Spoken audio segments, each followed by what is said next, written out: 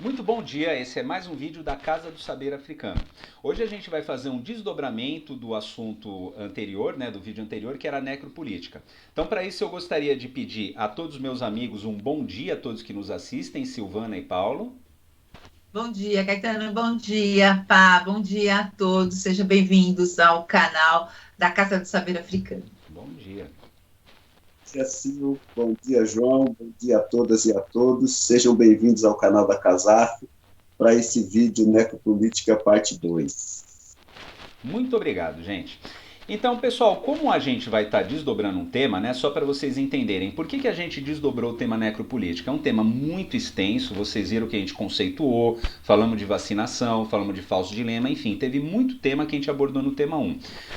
Para esse vídeo de hoje, a gente vai falar um pouco das consequências dessa necropolítica para o Brasil e para vários outros países, com perfil parecido ou até mais pobres que o Brasil no mundo.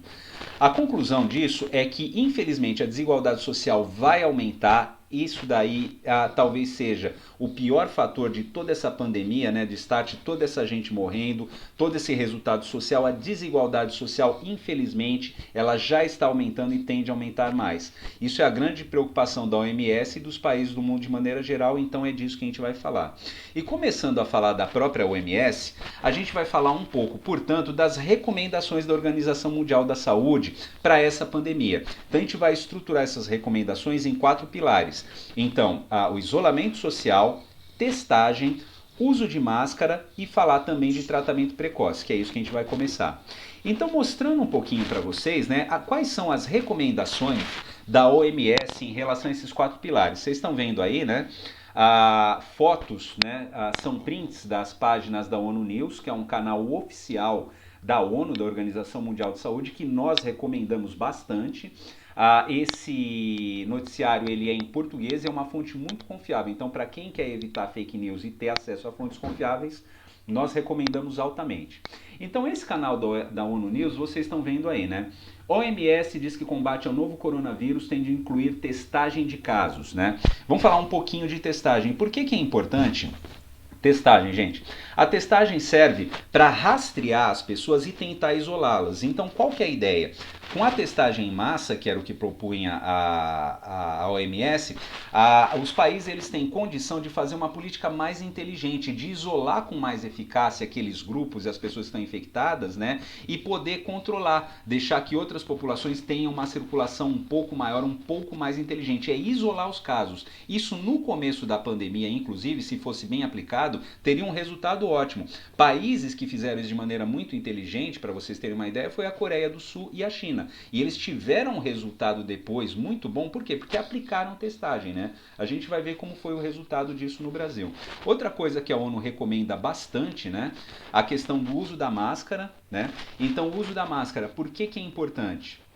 A máscara ela é uma barreira física, Ela impede que as pessoas liberem uma carga viral muito grande. Então, ainda que elas liberem alguma carga viral, ela vai ser muito menor e principalmente protege a pessoa também de que outras pessoas possam expelir contra ela a mesma quantidade. Então, essa barreira física ela é fundamental, A ONU ainda hoje ela diz há máscaras, inclusive, que tem uma eficiência maior, A ONU, inclusive, chegou no momento a pedir para que as pessoas usassem dupla camada, mesmo as máscaras de pano, mas ela até hoje se mostra muito eficiente as máscaras e a ONU continua recomendando, a OMS, a ONU através da OMS.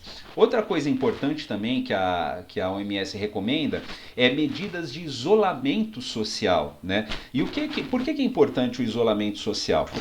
Se as pessoas continuarem levando uma vida normal, e continuarem circulando, o vírus vai circular e vai contaminar mais pessoas. E se a gente tiver uma contaminação, e esse é o grande problema desse vírus, o nível de contágio dele é altíssimo. Se as pessoas continuarem se contagiando umas às outras, o sistema hospitalar ele simplesmente vai ao caos. Então, qual que é a ideia? Restringir o deslocamento das pessoas, fazerem com que elas fiquem isoladas umas das outras, para que o vírus não circule. Essa continua sendo uma das principais recomendações da OMS. E por fim... Oi, diga, Paulo. Lá no aspecto da pandemia, o Brasil ele deixou, inclusive, vencer testes. E na questão agora que você tratando, o que acontece? Se a disseminação continua, gera novas cepas e fica muito mais difícil para controlar o contágio, entendeu? Pois é, Paulo, e o que aconteceu é que essas cepas foram criadas, e aí, num primeiro momento, houve a cepa do Reino Unido, depois a cepa da África do Sul, a cepa brasileira e hoje a cepa indiana, que ela está causando umas reações absurdas. Há inclusive uma espécie de fungo negro que já foi detectado nesses pacientes, em que há uma necrose dos órgãos da face e do cérebro. Enfim, gente, o desdobramento, esse vírus está ficando cada vez pior. Então, se as pessoas não se conscientizarem que elas precisam evitar pegar a doença, né, porque as suas formas estão ficando cada vez mais graves, talvez elas não tenham a verdadeira dimensão do que seja isso. Diga-se, você queria falar alguma Não, coisa? eu acho que isso é uma coisa que você está falando que é muito importante, Caetano. É porque, embora a gente tenha hoje um momento que está indicando que a pandemia vai ficar séria, no sentido de estar vindo uma outra onda, mais contundente até, talvez, porque a gente está vendo que a mutação do vírus ela é muito intensa, né? E ela vai tendo outras graduações de intensidade. Por outro lado, você também já vê movimentos de assim, as pessoas já estão meio que perdendo um pouco, né, dos critérios e dos protocolos para da Covid, né, todos esses que você está citando. Então, isso também é um contrassenso no Brasil em relação aos nossos dispositivos de segurança. Já há um comportamento de afrouxar isso, quando, na verdade, a gente não saiu do processo de Covid ainda. Não, sim, Não. detalhe, foi 10% só da população brasileira que foi vacinado com 2 doses, a gente viu no vídeo anterior, né? Se as pessoas acham que isso é normal e acham que podem se expor o vírus porque a vacina está aí, elas também têm que entender que essas novas cepas, elas são muito piores. As pessoas que primeiro se contaminaram há mais de um ano atrás, qual era o perfil das pessoas que eram contaminadas? Eram idosos e pessoas que tinham comorbidades. Hoje são pessoas na faixa dos 30 aos 40 que se expõem e estão morrendo, né? Elas são muito mais saudáveis do que uma pessoa de 60 anos, mas as novas cepas são tão mais graves que elas não resistem. As pessoas não entendem isso, é impressionante. A gente tem que falar 500 vezes. Infelizmente, às vezes através do medo, para as pessoas entenderem que se elas pegarem esse vírus, elas podem ser jovens e saudáveis. Maratonistas aí de 25 anos, 30, estão morrendo. Você quer a pessoa mais saudável que existe? Não existe mais esse critério. Então a gente precisa apelar para que as pessoas preservem a vida, né? Enfim, é isso que a gente está dizendo, né? E só para encerrar o último pilar, falando um pouquinho da hidroxicloroquina, a OMS, no começo da pandemia, ela dizia que haviam estudos promissores, só que depois de um tempo, e à medida que os estudos foram feitos, e a ciência funciona desse jeito, comprovou-se que a cloroquina não serve como tratamento precoce. Ela pode, inclusive, causar problemas de arritmia, né? Portanto, ela não recomenda e deixa isso muito claro. Agora a gente vai falar um pouquinho de como o governo federal do Brasil agiu em relação a esses 4 pilares dessas 4 recomendações. Então vamos lá. No primeiro caso, né, em que se falava de testagem, o Brasil ele testou, infelizmente, de maneira muito ineficiente. Vocês estão vendo aí, inclusive, né, uma reportagem da revista da pesquisa FAPESP, em que ela mostra, né, que o Brasil falha em promover testagem em massa. O que aconteceu? O Brasil testou muito pouco. O Brasil, dos 10 países que tem maior número de contaminação por Covid, ele só perde para a Argentina em testagem. Nós testamos muito pouco, portanto isso não nos ajudou como política pública e ainda testamos mal, porque a Universidade Federal do Ceará mostrou que quase 50% dos testes foram aplicados fora da validade. Isso compromete a eficácia. Portanto, nós além de termos testado pouco, nós testamos mal, e isso infelizmente foi uma política pública que nós não utilizamos. Vocês podem ver que ninguém mais fala sobre testagem. Por quê? Porque ela foi muito ineficiente, tá? Agora falar um pouquinho sobre outra coisa, um dos outros pilares, né, que é a questão do isolamento social. Então que fique muito claro, quando a OMS propôs isolamento social, ela propôs isolamento social horizontal. Qual que é a ideia? Todos ficam isolados em casa, circulam o mínimo possível, basicamente equipes da linha de frente e pessoas da área médica, né, que elas são extremamente necessárias nesse momento, comércio voltado a isso, né, então farmácias, supermercados, postos de gasolina, só o mínimo essencial para a sociedade continuar subsistindo. O problema é que aqui no Brasil as pessoas não respeitaram, circularam, né? E essa ideia do isolamento social, ela nunca foi cumprida à risca no Brasil. Isso que aconteceu. O que propôs o governo? Ao invés desse isolamento social horizontal, ou seja, todos ficarem em casa, o governo federal propôs uma coisa chamada isolamento vertical. O que é isso? Apenas um grupo das pessoas ficariam isoladas em casa, que seriam os idosos com mais de 60 anos e as pessoas que apresentam comorbidades. O problema nessa política é que os mais novos circulando, eles vão levar o vírus para as pessoas mais velhas, né? E aí fica subentendido, né? A pessoa não circula, mas pode ser contaminada. Enfim, isso foi uma política que foi tentada no Brasil, tá? A questão do isolamento social vertical. Outra coisa também, o que o governo fez, né? Vamos falar um pouco agora sobre o uso de máscara, né? Então tá aí. O governo federal não só incentivou o uso de máscara, como muitas vezes, né, teve até vocês estão vendo aí o print da reportagem, foi dito que a eficiência da máscara é quase nenhuma. Isso é um absurdo total. Né? Já há vários estudos comprovando a eficácia da máscara, e quando você tem uma autoridade dizendo que a máscara não tem eficácia, você está incentivando as pessoas a não usarem. Isso é praticamente criminoso, isso foi dito, tá? A gente precisa dizer e dar o nome às coisas aqui. Então, o que o governo fez? Ele não incentivou o uso das máscaras. Quando houve um decreto obrigando a que as pessoas usassem as máscaras nos ambientes administrativos públicos no Brasil, o governo federal, o governo executivo vetou, isso é importante que se diga, mas o Congresso aprovou à revelia. Então que fique muito claro, o governo do Brasil nunca incentivou o uso das máscaras. Só muito recentemente, inclusive o representante do Poder Executivo passou a utilizá-las em público. E continua aglomerando com várias pessoas sem máscara, tá? Que fique muito claro isso. E por fim, falar um pouquinho da hidroxicloroquina, né, ou a cloroquina. O que aconteceu em relação a isso? A hidroxicloroquina ela é um medicamento utilizado há 70 anos para combater malária e lúpus, né? Agentes infecciosos que são protozoários, eles não são vírus, né? E o que acontece? É bom que fique claro, as pessoas sabem até qual é o contexto disso, né? O que acontece? Lá no começo, há anos atrás, haveria em tese alguns testes, né, que diriam sobre a eficácia do tratamento da cloroquina, né, precocemente, né, para que as pessoas não agravassem o quadro. O problema é que os estudos prosseguiram e isso já está ponto pacificado. A OMS, no último estudo, que é de 1º de março de 2021, ela foi taxativa. Ela nem faz mais testes com cloroquina ou hidroxicloroquina porque ela entende que isso é perder tempo. Ele já se mostrou ineficaz. É comprovado a ineficácia da cloroquina, portanto a OMS já nem incentiva mais testes disso. Não vale a pena. As pessoas que se curam tomando a cloroquina, que acham que se curaram, na verdade se curaram naturalmente. A gente tem que lembrar que o Covid-19 ele é um vírus altamente contagioso, mas a taxa de letalidade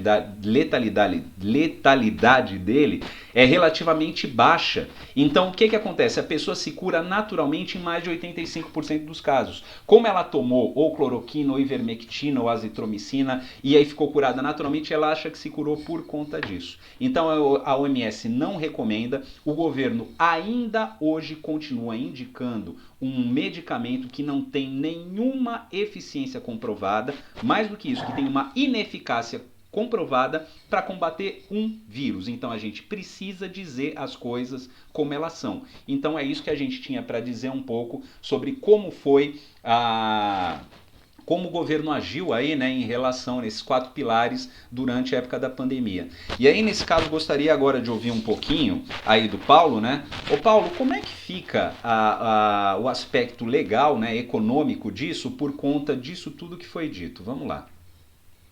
Inclusive, eu ia fazer um parênteses na sua fala sobre o uso da cloroquina ou hidroxicloroquina para as pessoas que têm arritmia cardíaca, né?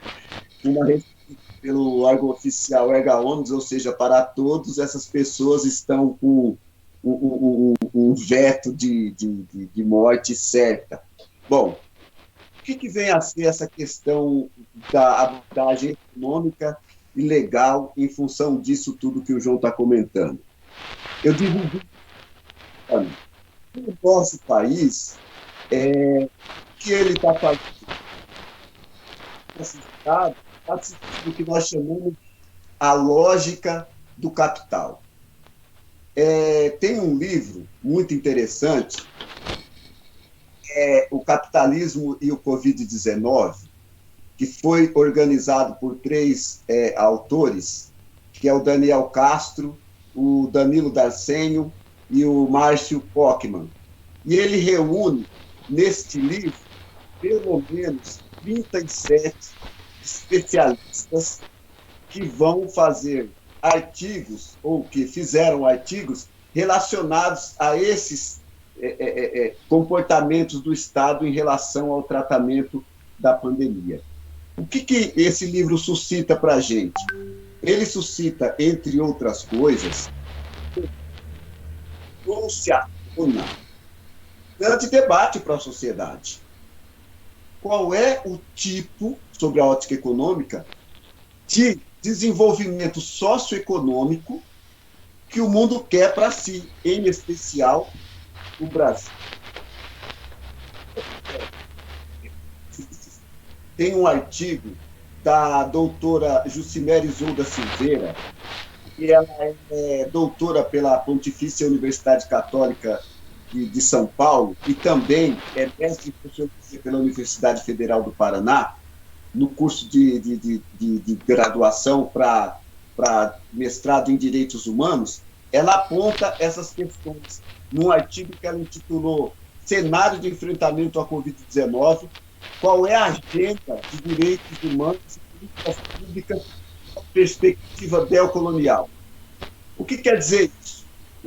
Quais são os tipos de enfrentamentos que nós podemos fazer sem prejudicar a pessoa humana?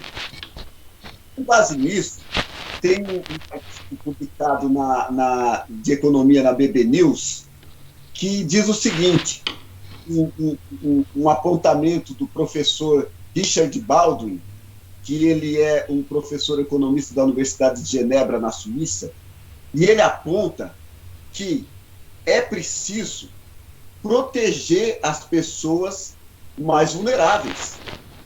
E que as quarentenas, fazendo uso à alusão do isolamento que o João disse, e outras medidas de contenção, que são essas 4 citadas pelo João, são uma imposição moral dentro da pandemia. Não é uma opção que pode ou não pode ser feita. Ela precisa ser feita. É necessário que ela seja feita. Porque a pandemia está, neste momento, matando pessoas que não deveriam estar morrendo. Ô Paulo, deixa eu só fazer uma pequena intervenção que você falou, que eu acho muito legal. Você sempre aborda aspectos jurídicos. Anteontem, o senador, o Contarato, na CPI, ele falou uma coisa que eu achei sensacional para as pessoas pensarem. O maior bem jurídico que a Constituição resguarda é a vida. A vida. É a vida. João, e você sabe o que eu quero dizer com isso?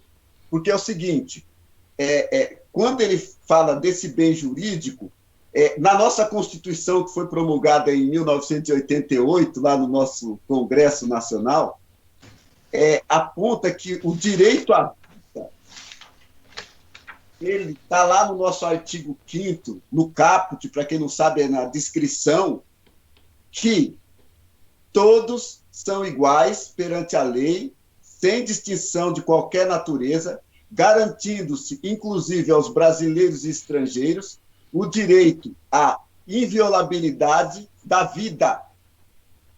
Fecha aspas, porque esse texto continua, porque tem a liberdade, tem a igualdade, a segurança e a propriedade. E o que acontece? Quando fala que a vida é um patrimônio mais importante, um bem jurídico mais importante, está querendo dizer sobre a ótica do aspecto da dignidade humana. A Luciana Russo tem um livro que é Direito Constitucional, na sua 2ª edição da editora Saraiva, lá que ela publicou em 2010, e ela diz o seguinte, na página 441, abre aspas, o direito à vida é o bem mais relevante e de todo ser humano, assim como a dignidade humana que está esculpida lá no nosso artigo 1º, inciso 3º da Constituição, que é a nossa Carta Magna. E por isso que ele é um bem jurídico tutelado dos mais importantes. Sobre a ótica legal, o Estado está violando esses dispositivos que têm fundamentos constitucionais. Em linhas gerais, João, é isso sobre o aspecto econômico e jurídico que o nosso Estado tem violado diuturna e frequentemente. Perfeito, Paulo. E ao fazer isso, ele cria tipografias de crueldade, né, para o cidadão, não respeita o direito à vida do cidadão. Como é que é isso, Si? Então, eu acho que a gente até vai trabalhar esse conceito da tipografia da crueldade, porque ele está muito conectado às políticas à necropolítica, né? E pensando em pandemia e essa tipografia, eu acho que um dado que a gente precisa tratar é a questão da imunização de rebanho ou imunização coletiva, né? Por quê? Porque a imunização de rebanho ou a imunização coletiva, ela foi utilizada, está sendo ainda utilizada pelo governo como uma estratégia, né, para justificar as mortes. Então, como a gente já aprendeu, a gente já discutiu no vídeo anterior, essa é uma prática, essa é uma estratégia da necropolítica. E aí eu queria discutir como essa tipografia se dá, por exemplo, dentro desse conceito. Então, um dado, uma estratégia da necropolítica é exatamente de pegar um conceito para justificar uma questão e colocá-lo em outra. Então, vamos a ela. Bom, o que é a tal da imunização de rebanho ou coletiva? Não sei se está mostrando aí, vou pedir para mostrar vou explicar esse gráfico. Na verdade, não é um gráfico, né? Mas é uma forma de entender claramente o que é imunização coletiva ou de rebanho. Então, o que a gente faz, né? Vocês estão vendo ali o indivíduo, tem o negro, o branco, as cores, né? Branco, o negro, o branco e o rosa aqui. Então, o que você faz? Você tem indivíduos saudáveis, né? Você tem os indivíduos infectados e você tem os indivíduos que tomam a vacina. Então, o que é o rebanho? Você estabelece um número específico, isso tem uma conta que é feita a partir da quantidade populacional que você tem. Você imuniza uma parte dessas pessoas através da vacina. Isso cria um cinturão de proteção, né? Então, e esse cinturão de proteção, ele estabelece uma quebra do elo de transmissão. A partir daí, a gente pode ver lá embaixo, né? Tá vendo os rosinhas aqui? No final, a última imagem, você vai vendo exatamente isso que eu falei, né? Você imunizou. Existe ainda pessoas que não estão imunizadas, mas elas vão ser protegidas por esse cinturão. No entanto, para você fazer isso, você precisa vacinar. Esse é um dado. Então, observe que, e aí eu vou pedir para passar o próximo slide, observe o seguinte, dentro do que a gente ouve, né, dizer, se a gente pegar aqui um número, eu estou colocando aqui, foi um número hipotético, né? Se a gente fosse, então, colocar 43% da população apenas, né? Vamos colocar aí 43% da população, ela vai estar em uma suposição de imunidade coletiva, tá? Bom, seria, em relação aos brasileiros, né, 86 milhões de brasileiros infectados, que é como aquele exemplo que eu dei lá atrás, tá? Nós teríamos 17 milhões de internações. E para fazer a proposta que o governo federal vem divulgando da chamada imunização de rebanho coletiva, nós teríamos em perdas 860 mil mortos. Então, observe, né, que hoje, neste momento, né, nós não temos condições de fazer a imunização de rebanho. A imunização de rebanho, ela é uma estratégia que já foi utilizada, mas que neste momento não é possível. E não é possível por dois elementos básicos e fundamentais, né? Primeiro, porque é necessário vacinação. Segundo, porque é necessário conhecer as mutações do vírus. E nesse sentido, né, e aí por isso a gente está chamando essa posição política, de políticas públicas utilizadas pelo governo federal, de uma política que estabelece, né, a morte. Por quê? Porque há uma necessidade das testagens, que o Caetano iniciou a fala dele, né, pontuando. Por que é importante essa testagem? Né? Por quê? Porque na medida em que eu souber a quantidade de pessoas que podem estar infectadas, e a testagem ela pode definir isso para nós, eu vou ter políticas públicas que vão intervir especificamente, por exemplo, num grupo ou num local, que é o que o Reino Unido fez. Mas ele fez isso como? Primeiro, ele vacinou. E as testagens passaram a ser embasamento para as políticas públicas. Então, assim, e esse embasamento e essas testagens, elas são fruto de uma política pública que visa a vida. Sim.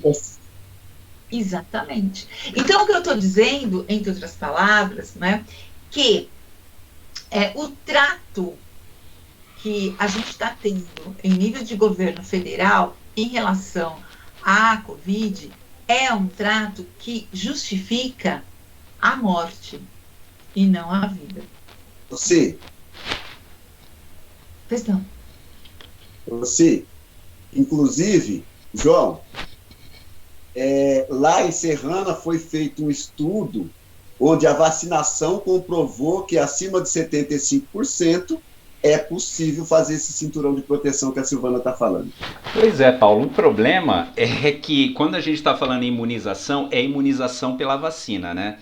Você procurar a imunização de rebanho natural, sabe o que você está dizendo? Você está dizendo o seguinte, que você vai matar um contingente gigantesco da sua população para que naturalmente ela fique imunizada. Não teve um governante no mundo capaz de dizer isso, mas a ação deles demonstra o caminho que foi tomado. Ninguém no governo tem coragem de dizer que procurou imunização de rebanho, mas as práticas e as omissões fazem muitas vezes que a gente tenha esse fim. Não é à toa que o Brasil é hoje o segundo país do mundo com o maior número de infectados. E estamos indo celeremente em busca do primeiro lugar, porque os Estados Unidos já vacinou boa parte da sua população, eles já estão pensando em reabertura da economia. Aqui a gente ainda tem um número expressivo de casos. Essa é a diferença. Então, quando a gente fala em imunização de rebanho, isso é muito sério. Imaginar que alguém pensou para o seu próprio povo se imunizar naturalmente, isso aí é criminoso. Não estamos acusando, estamos falando isso como teoria, tá? Para que todos entendam antes que falem alguma coisa. Eu acho, só para completar, Caetano, que você usa uma palavra que é muito séria, que é natural. É um conceito da historiografia. Nada é natural. Então, a gente está discutindo isso, por isso que é importante, né? Como é que, dentro de uma pandemia tão complexa que a gente está vivendo hoje, você pode ter dispositivos, políticas públicas que se permitem, né, ser natural. A imunização de rebanho, algo natural, que vá acontecer naturalmente. Ou porque todos vão morrer e isso é natural, isso faz parte. Não. O gestor público, né, que preserva a vida, ele vai ter ações diretas no sentido de valorizá-las. E, principalmente, em uma questão de pandemia, onde a celeridade das ações, onde a quantidade de informações, né, qualificadas, elas podem definir, elas podem balizar, né, as políticas públicas e, portanto, elas podem quantificar quantas vidas nós vamos salvar. Então, a perda da vida vai ser algo inevitável, né? E o que a gente está vivendo hoje é exatamente o inverso. A perda da vida está se tornando, pela Covid, algo naturalizado, né? Porque nós não temos efetivamente uma ação. Eu queria destacar que agora, dia 28 de maio, o ministro da Saúde, Marcelo Queiroga, ele anunciou que em breve, veja, após um ano da pandemia, em breve nós teremos um programa de testagem. Em breve. Então, ele usou essa expressão, estou tirando aqui dele, né? E os epidemiologistas, eles indicam o quê? Que nós precisamos de uma testagem organizada. Nós precisamos de uma testagem que seja em nível federal, para que os números possam ser fidedignos, para que uma pessoa possa chegar numa OBS e ser testada, e para que, a partir daí, a gente tenha condições de, com números, combater a pandemia. Então, esse é um projeto, esse é um processo, isso é um comitê de crise que tem que ser pensado, estabelecido e realizado.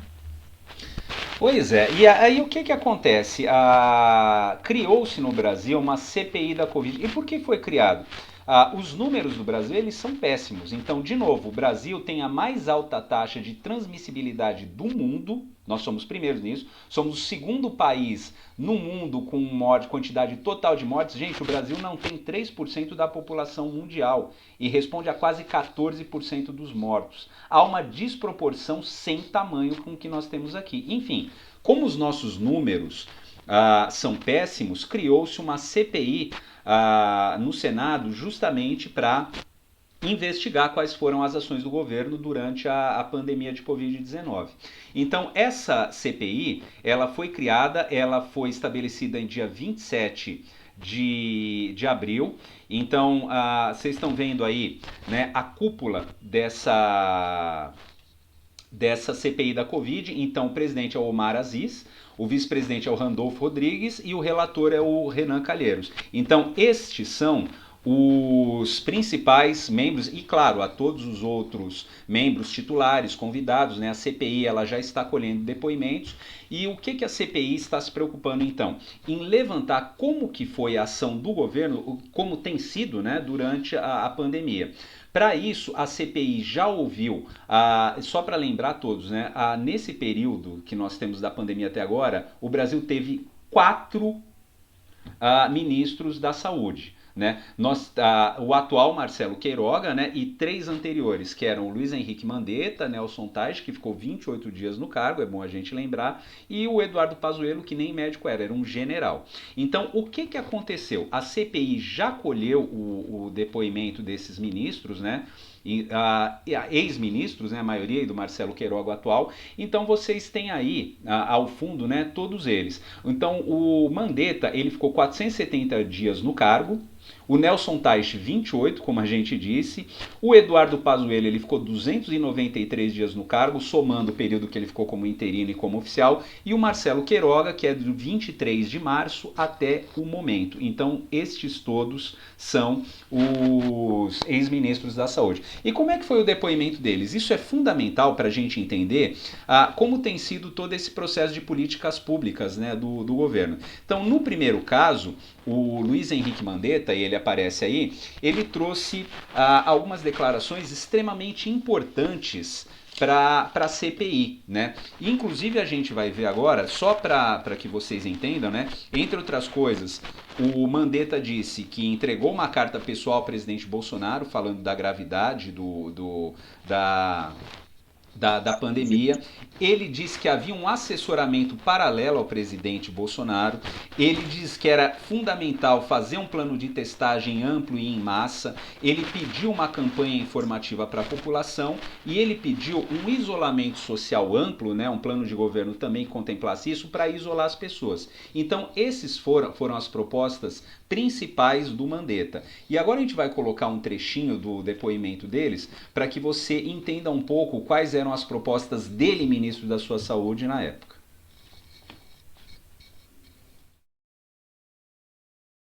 Ainda sobre a cloroquina, Mandetta afirmou que o presidente Bolsonaro tinha um assessoramento paralelo, fora do Ministério da Saúde. Nesse dia que havia sobre a mesa, por exemplo, um papel não timbrado de um decreto presidencial para que fosse sugerido daquela reunião que se mudasse a bula da cloroquina na Anvisa, colocando na bula a indicação de cloroquina para coronavírus. E foi, inclusive, o próprio presidente da Anvisa, Barra Torres, que estava lá, que falou isso, não. E o ministro Jorge Ramos falou, não, isso daqui não é nada da lavra daqui, isso é uma sugestão. Mas é uma sugestão de alguém. Alguém pensou, se deu ao trabalho de botar aquilo num formato de decreto. Bom, vocês acabaram de ver aí no depoimento do ex-ministro Luiz Henrique Mandetta que chegou-se a cogitar em mudar a bula do medicamento da cloroquina para que ela oficialmente pudesse ser utilizada como um medicamento prescrito, né, como tratamento precoce para a Covid. Então vejam só, isso foi explorado mais recentemente, uma médica que foi a Nise Yamaguchi, depois também na CPI, e esse episódio ficou muito esclarecido. Houve um movimento nesse sentido, sim. Agora vejam como é importante, quando você diz oficialmente, porque bula do remédio, aí é recomendação científica oficial, que um remédio ele pode ser usado como tratamento preventivo, vocês estão percebendo para que caminho as coisas estão indo? É como se houvesse oficialmente um remédio que ajuda no combate à Covid-19, sendo que a OMS foi muito clara que não existe tratamento precoce. Então gostaria que vocês percebessem a gravidade disso que ele disse. Enfim, João, diga, Paulo. E legalmente a patente de um medicamento só pode ser mudada se houver autorização do detentor da mesma. Caso Exatamente, Paulo. Só que eles tentaram fazer isso via aplicação de uma RDC, que é um instrumento excepcional para épocas de guerra ou pandemia, e tentaram fazer isso, Paulo. A revelia do laboratório. Que fique claro, o governo tentou, e é importante que as pessoas saibam disso. E aí o que acontece? Depois do Mandetta veio o Nelson Teich, né, que vocês estão vendo aí. O Teich, no seu depoimento, ele diz que ele não teve autonomia para gerenciar o Ministério da Saúde. Ele também falou sobre a questão do assessoramento paralelo. Ele diz que houve sim pressão para prescrição da cloroquina. Ele, segundo ele, Teich, imunidade de rebanho é um erro. E ele também teve umas tratativas iniciais para aprofundar as vacinas aqui no Brasil. Então esses foram os principais pontos do depoimento do Teich, que ficou pouquíssimo tempo. Ele ficou 28 dias. Ao perceber que não teria autonomia, ele pediu o boné e foi embora, né? Então, o ministro da Saúde, num país em época de pandemia, ficou 28 dias. E qual foi a saída para isso? Então, era importante, né, chamar um general, e aí o Pazuello entrou no lugar dele. Então, foi isso que nós tivemos. Agora, o importante é que a gente saiba, vou falar um pouquinho do ministro atual para depois voltar no Queiroga, no Pazuello, desculpem. O Marcelo Queiroga é o atual ministro da Saúde no Brasil. A gente já viu que ele está no cargo desde 23 de março, né? Então tá aí uma foto do Marcelo Queiroga, ele já fez o seu depoimento, né, na CPI. O depoimento do Marcelo Queiroga foi no dia 6 de maio, só que o novo depoimento dele já está marcado para o dia 8 agora de junho, né? Isso já é oficial, ele vai falar de novo na CPI da Covid. A questão é, mas por que ele tem que falar de novo, já que ele já deu um depoimento? E é essa a questão. Ele foi extremamente evasivo, né? Se as pessoas querem ter uma ideia de quão uma pessoa pode ser evasiva, ou seja, não dizer algo objetivamente do que lhe é perguntado, a gente vai colocar 2 vídeos bem curtinhos para vocês na sequência para vocês entenderem isso. Então vejam. Não pode mentir.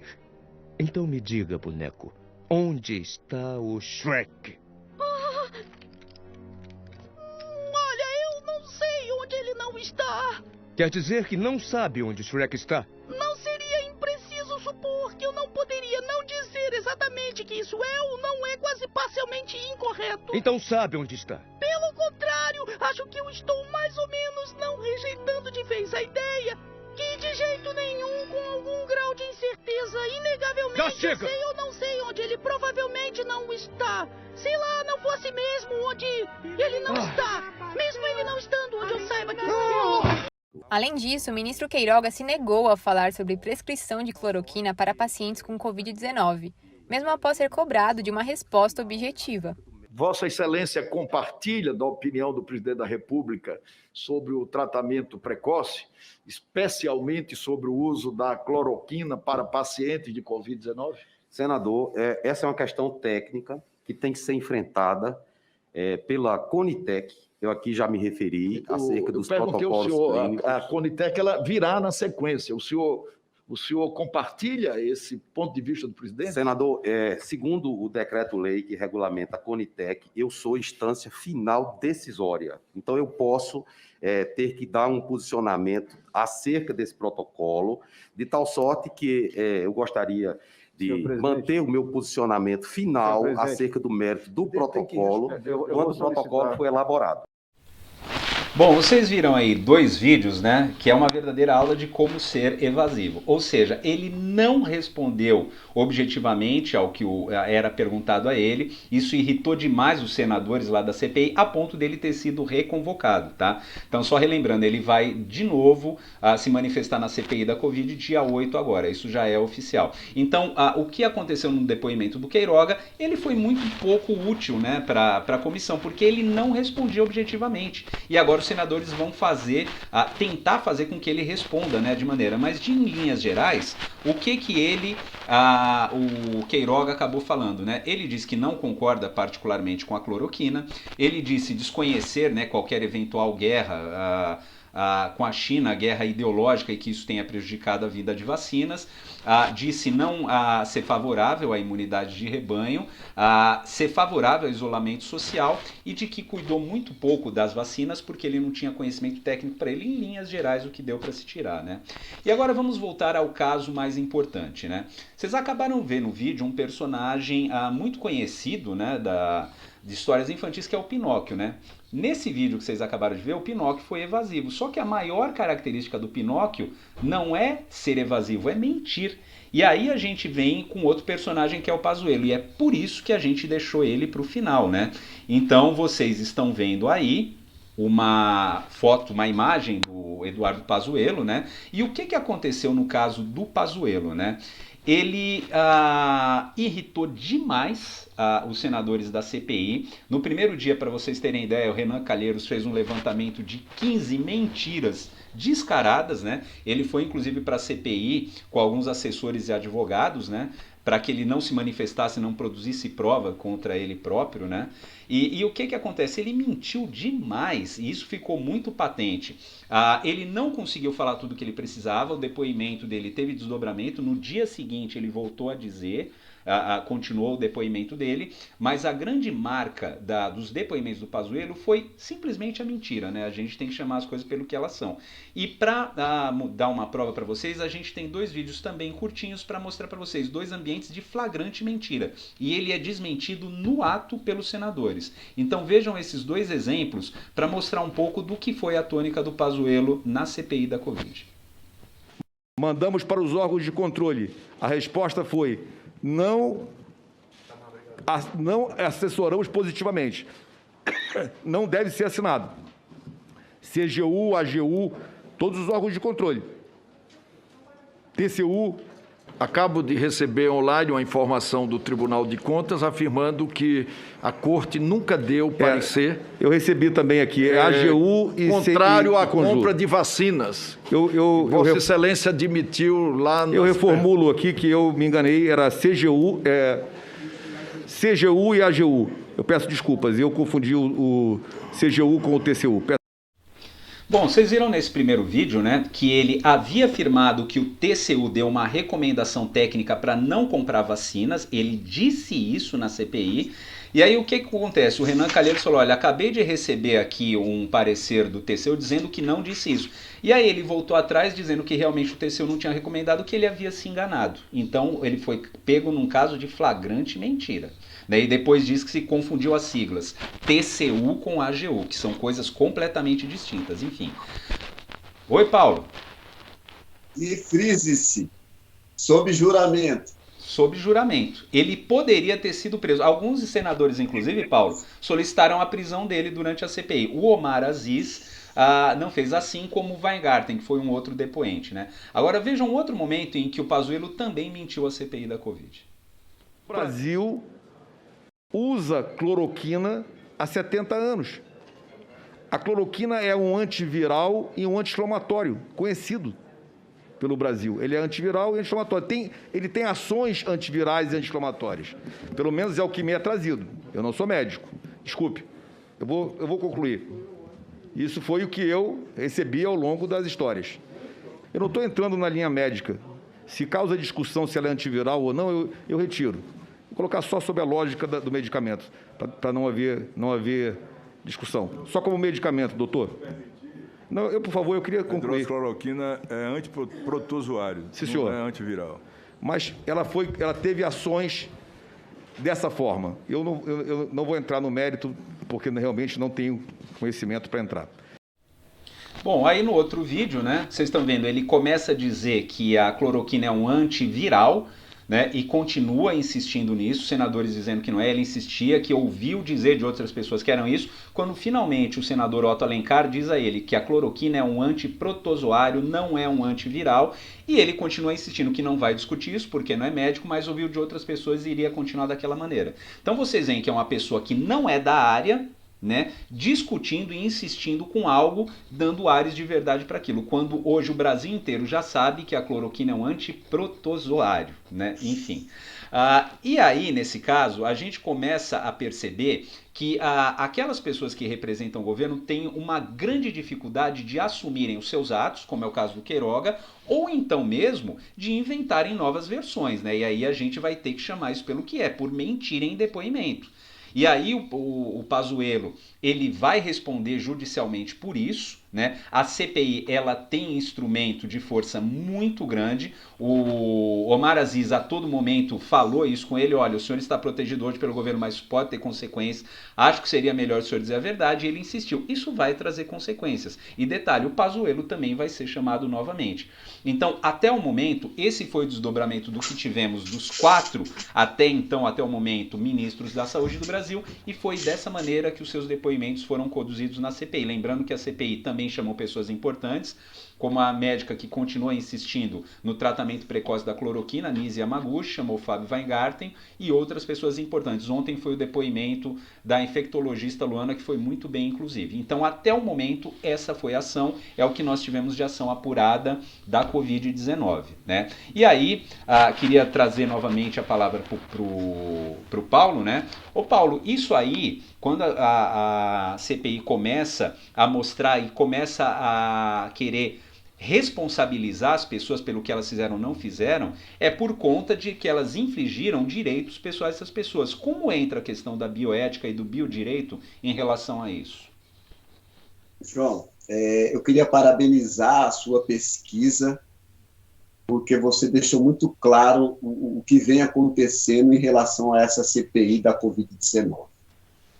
E a bioética e o biodireito são disciplinas indissociáveis, porque uma está inalienavelmente ligada à outra. Mas, para falar disso, eu gostaria de relembrar os conceitos de epidemia e pandemia. Porque eu disse no vídeo passado que a Universidade de Language diz que a epidemia é uma doença de caráter transitório, ataca um grande número de indivíduos numa determinada localidade. E que a pandemia, segundo a designação da Organização Mundial da Saúde, em 11 de março de 2020, ela é uma enfermidade epidêmica, amplamente disseminada, podendo ser global. E para corroborar isso, tem 2 recomendações que eu gostaria de fazer, assim como o João faz nas suas proposições, que é o livro Para Além da Pandemia e Em Tempos de Pandemia. Voltando para a pergunta do João sobre os impactos disso dentro do que nós chamamos de bioética e biodireito, é importante, primeiro, conceituar o que vem a ser a bioética. É quando se trata de ética relacionada à vida, porque a bioética, ela, em síntese, indica quais são os limites da intervenção do homem sobre a vida do indivíduo, da pessoa. Não por acaso a nossa Carta Magna, no artigo 1º e 3º, estabelece a questão da dignidade da pessoa humana. E o biodireito é um campo do direito público, do Estado, que objetiva, a priori, a preservação dessa dignidade humana em relação à vida. Tem um livro do Francisco Ilídio Ferreira da Rocha que mostra para a gente, abordando a porção da importância da vida nas 7 constituições que já foram promulgadas no nosso Brasil, desde 1824 até a nossa Carta Magna promulgada em 5 de outubro de 1988. E aí, eu creio que o João botou essa linha do tempo para a gente ver das constituições brasileiras, mostrando que todas elas há um ponto específico sobre a proteção da vida na Constituição. E aí, para fazer alusão filosófica a esses termos da bioética e do biodireito, tem uma frase de Sócrates que diz o seguinte, abre aspas, os que acham é o maior de todos os males é porque ainda não tiveram a oportunidade de refletir sobre os males que a injustiça social pode causar, fecha aspas. Por quê? Porque quando o Estado se omite no seu papel ou empreende uma política pública, entre aspas, negacionistas, os mais vulneráveis serão objetos dessa necropolítica e serão os mais afetados, direta ou indiretamente. Bom, a Fiocruz publicou um livro da Marisa Palacios que trata da bioética, a saúde e a sociedade. Nesse livro, ela reúne especialistas de diversas áreas para corroborar com a tese de que só podemos vencer essa pandemia de forma técnica, científica.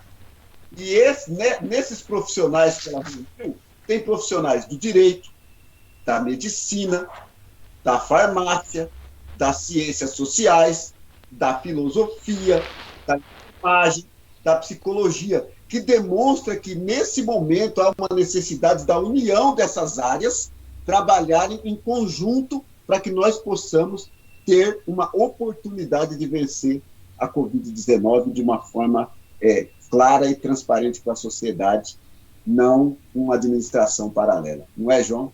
Sim. Perfeito, Paulo. E tem um detalhe, né? Quando a gente fala em bioética, a gente fala preservação da vida, mas assim, é um comportamento voltado para a preservação dessa vida. A preocupação e a necropolítica é exatamente o contrário disso. É tratar a vida humana como mercadoria, como abaixo de mercadoria, porque afinal de contas, se um dia todo mundo vai morrer, é porque ela é uma coisa menos que uma mercadoria, né? Que afinal de contas você preserva. Então é importante a gente falar sobre isso. E aí, por decorrência, falar das mortes que vêm por conta de uma política nefasta, né? Então como é que fica-se essa mortalidade toda? Quais são, em termos práticos, o que isso tem acontecido com a população negra do Brasil?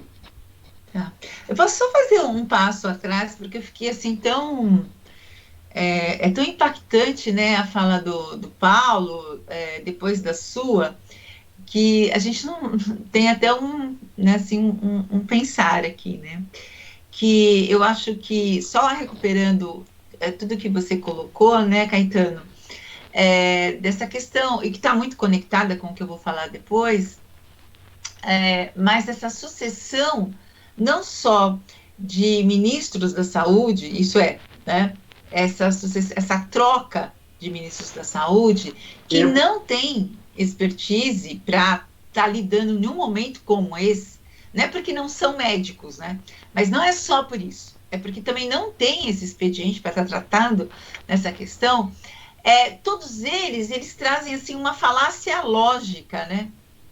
Então, esse é um complicador, porque grande parte da população acaba sendo capturada por essa falácia. E é exatamente uma população que é muitas vezes muito vulnerável, porque tem pouca, a gente sabe do nosso país, né?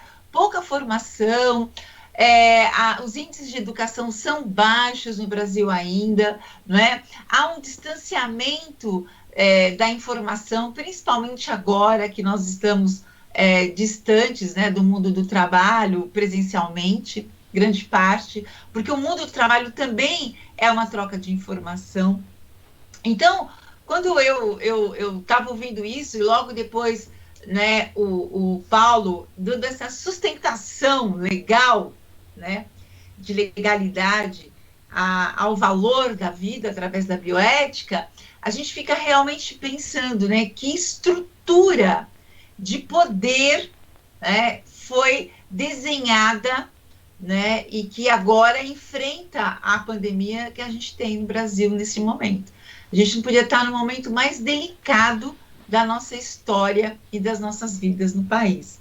E aí, nesse sentido, o Paulo ele vai traçar uma lógica dialética quando ele fala dos estudos que tem, né, das pessoas que, mesmo com todas essas questões, assim como nós, estão tentando se articular conhecimentos, né, para a gente refletir sobre esse momento.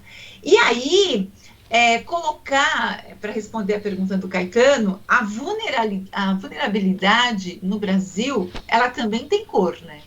Tem cor. Ela é negra. Negra. Então, o que vai acontecer, né? É óbvio que a incidência da pandemia, e a gente já trouxe isso nos vídeos anteriores, ela vai estar nos locais onde você tem um número menor da ação do Estado e da efetividade de políticas públicas. Né? Então, você vai ter locais que a gente tem baixíssimo poder de saneamento básico. Então, onde aquela, e recorrendo à introdução perfeita do Caetano, né, dos pilares para a gente conseguir combater a pandemia, por exemplo, a água para lavar as mãos. Nós temos locais em que a população ela não tem água para alimento, para beber, né?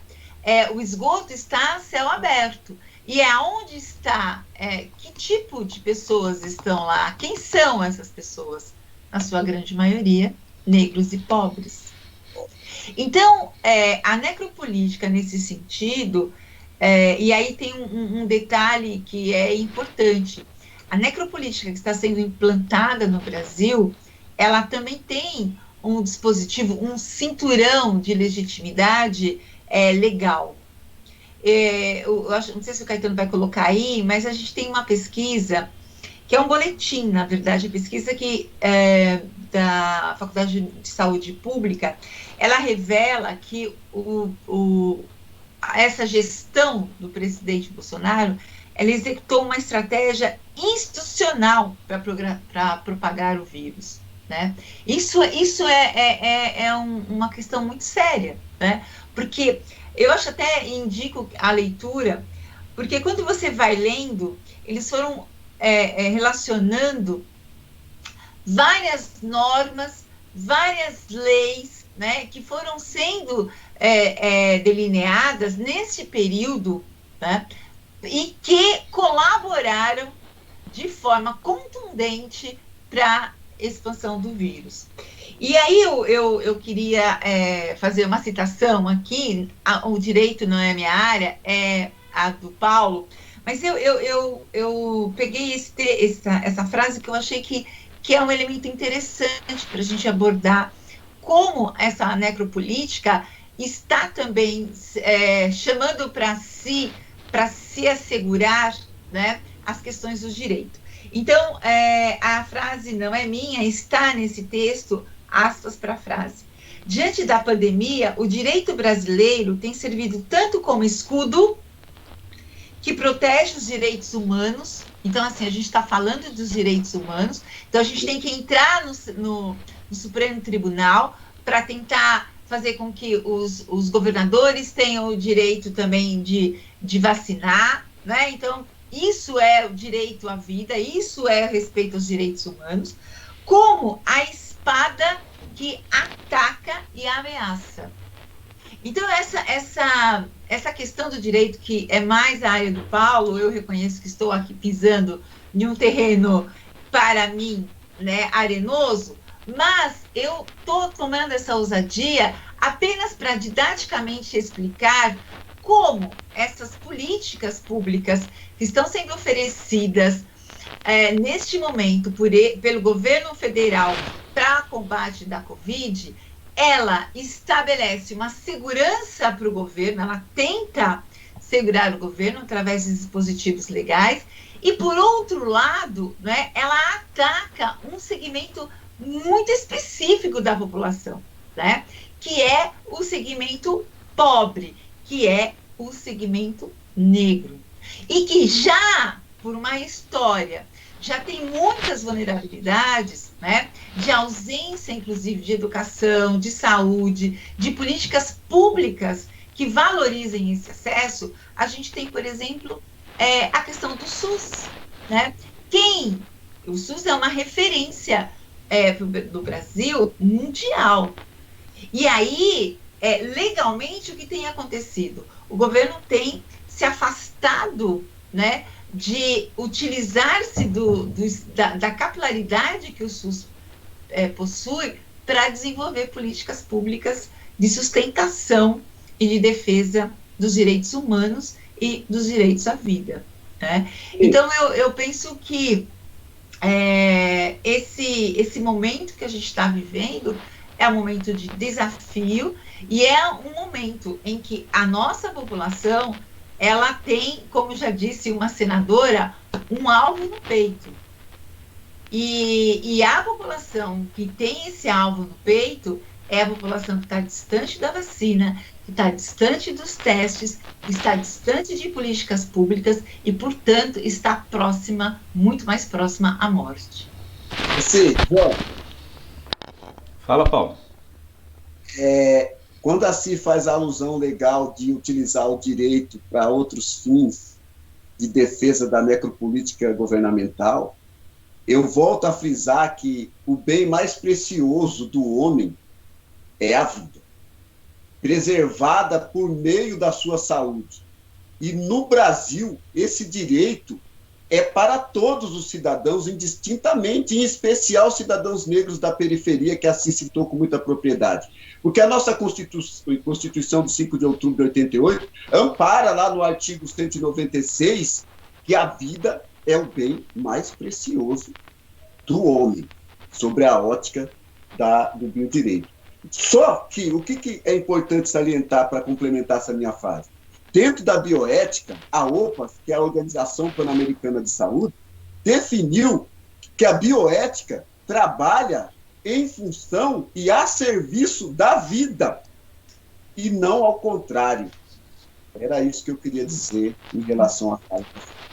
Ô Paulo, acho importante você fazer esse contraponto, porque a gente mostra, né, a preocupação de se agir de maneira prudente, correta, para se preservar a vida, a gente pode dizer a bioética, e o seu exato oposto, né? Então, nesse aspecto, necropolítica e bioética são os antagonismos, né? Uhum. E aí a gente pensa, por que se pode dar um nome de necropolítica? Porque você tem um conjunto de ações que comprovam isso. Então, antes de encerrar, eu preparei um resuminho aqui bem rápido para que as pessoas entendam. Vejam, o que propõe a OMS, o que foi feito o governo, isso explica um pouco por que aqui no Brasil chegamos a esse ponto. Então, qual foi a recomendação da OMS em relação à testagem? Testar a população para garantir um isolamento mais controlado. No Brasil, praticamente não se testou, e testou mal quando isso foi feito, a gente viu. Isolamento social, o que recomendava a OMS? Defende isolamento social horizontal da população. Aqui o governo defendeu publicamente o isolamento social vertical da população, isolar parte da população. Em relação à máscara, o que a OMS diz? Uso sistemático por parte da população até mesmo depois da vacinação, para que se complete o ciclo de imunização. O governo ele não incentivou o uso da máscara, o seu representante maior continua não usando e até criou-se fake news dizendo sobre a sua ineficácia, a gente viu isso. E por fim, em relação à cloroquina, né?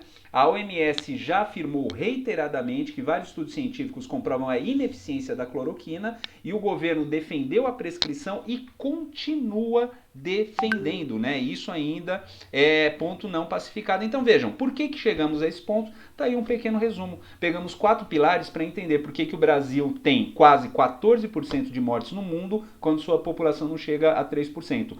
Ao nosso ver da casa, Ao nosso ver, né, da instituição ACASAF, isso configura uma necropolítica. É um conjunto de ações e omissões governamentais que expõem a camada mais frágil da sociedade brasileira. Enfim, pessoal, mais alguma coisa antes da gente encerrar? E? Eu só queria dizer que essa necropolítica, né, que o Caetano acabou aí fechando, ela está expondo, né, ela está expondo muitas vulnerabilidades, mas ela também está fazendo com que a gente consiga refletir algumas questões que eu acho que são importantes, né? Porque qual é a grande questão do que a gente está vivendo, né? É a produção da dúvida em certezas que nós já tínhamos. E isso é uma coisa muito séria, né? Então, a gente está afastando, por exemplo, o governo federal, ele afasta cientistas, ele afasta infectologistas, ele afasta médicos. Então, ele afasta o conhecimento em nome de um conhecimento que está sendo produzido nos porões do Estado. Então, eu acho que esse elemento, né, só precisa ser, para nós, assim, uma guia de resistência para falas como essa, para discussões como essa, e sobretudo, para esse desafio, né, que é o desafio de promoção da vida. João. Fala, Paulo. Com o avanço da medicina e com o advento da pandemia, o conceito e o termo bioética e biodireito cada vez mais vão aparecer no nosso cotidiano. Por quê? Porque eles dizem direta e diametralmente o que está acontecendo, ou seja, o direito de ter direito à vida e o direito de ter direito à saúde. É isso. Perfeito, Paulo. Eu quero falar bem rapidamente antes do encerramento oficial, porque vejam, parece que a gente está discutindo aqui o óbvio, né? Nós estamos no século XXI e assim, quando a gente fala em direito, como o Paulo falou, quando a gente está falando em ciência, como a Si falou, medicina, esses avanços todos, eles marcam um processo civilizatório do ser humano. Nós vivemos um momento, isso é extremamente paradoxal. Nós nunca tivemos tanto acesso a conhecimento, tanta capacidade de nos tornarmos pessoas esclarecidas e inteligentes e nunca se produziu tanta informação nas sombras, né? As pessoas estão defendendo terraplanismo, há movimento antivacina, né? As pessoas elas estão discutindo as coisas mais elementares que se aprendem nos bancos escolares. Há uma coisa muito estranha acontecendo nesse momento na humanidade. Então vejam, a gente precisa defender os avanços civilizatórios, o que nos trouxe até aqui. Em última instância, aquilo que faz melhorar a vida do ser humano. E quando a gente fala a vida do ser humano, porque a gente entende que esse é o bem mais precioso que temos. Qualquer coisa queira negar isso, ou relativizar, ou colocar como uma coisa menor, afinal de contas um dia todo mundo vai morrer, né? Mas são as condições com que se morre. É óbvio, é muito melhor morrer dignamente tendo deixado um legado para a humanidade do que se expor por nada. É disso que a gente está falando. E é justamente por isso que, em nome da CASAF, aqui eu deixo as minhas condolências para as vítimas de todas as vítimas no Brasil de Covid-19, e eu espero que definitivamente as pessoas comecem a pensar no outro, né? E a preservar a vida do outro além da sua. Não existe nada mais importante do que isso. Então, as nossas condolências a todas as vítimas dessa terrível praga que nos assola.